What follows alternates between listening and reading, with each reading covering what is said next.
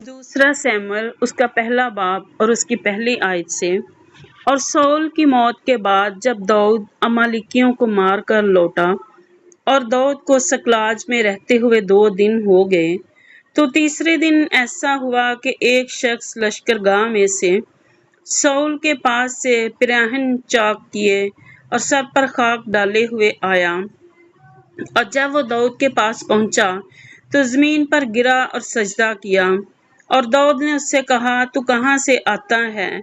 उसने कहा, मैं इस्राएल की लश्करगाह में से बच निकला हूँ। तब दाऊद ने उससे पूछा, क्या हाल रहा, जरा मुझे भी बता।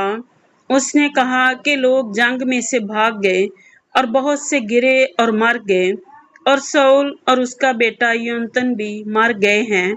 तब दाऊद ने उस जवान से जिसने उसको ये खबर दी कहा, तुझे कैसे मालूम है कि साउल और उसका बेटा योनातान मर गए? वो जवान जिसने ये खबर दी कहने लगा कि मैं कोए जलूहा पर इत्तफाकन वार हुआ और क्या देखा कि साउल अपने नेज़ा पर झुका हुआ है और रथ और सवार उसका पीछा किए आ रहे हैं। और जब उसने अपने पीछे निगाह की तो मुझको देखा और मुझे पुकारा। मैंने जवाब दिया, मैं हाजिर हूँ। उसने मुझे कहा, तू कौन है? मैंने उसे जवाब दिया, मैं अमालेकी हूँ। फिर उसने मुझसे कहा, मेरे पास खड़ा होकर मुझे कत्ल कर डाल, क्योंकि मैं बड़े अजाब में हूँ और अब तक मेरा दम मुझ में है।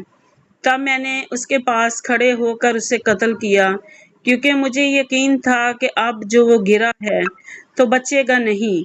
और मैं उसके सर का ताज और बाजू पर कंगन लेकर उनको अपने खुदावंद के पास लाया हूँ। तब दाऊद ने अपने कपड़ों को पकड़कर उनको फाड़ डाला और उसके साथ के सब आदमियों ने भी ऐसा ही किया।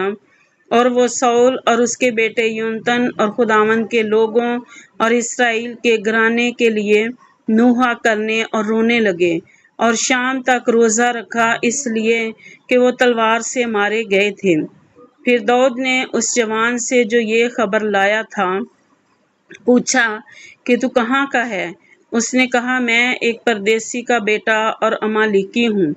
दाऊद ने उससे कहा, तू खुदावंद के ममसू को हलाक करने के लिए उस पर हाथ चलाने से क्यों ना डरा? फिर दाऊद ने एक नौजवान को बुलाकर कहा, नजदीक जा और उस पर हमला कर। सो उसने उसे ऐसा मारा कि वो मर गया। और दाऊद ने उससे कहा, तेरा खून तेरे ही सर पर हो, क्योंकि तू ही ने अपने मुंह से अपने ऊपर गवाही दी और कहा कि मैंने खुदावंद के ममसू को जान से मारा।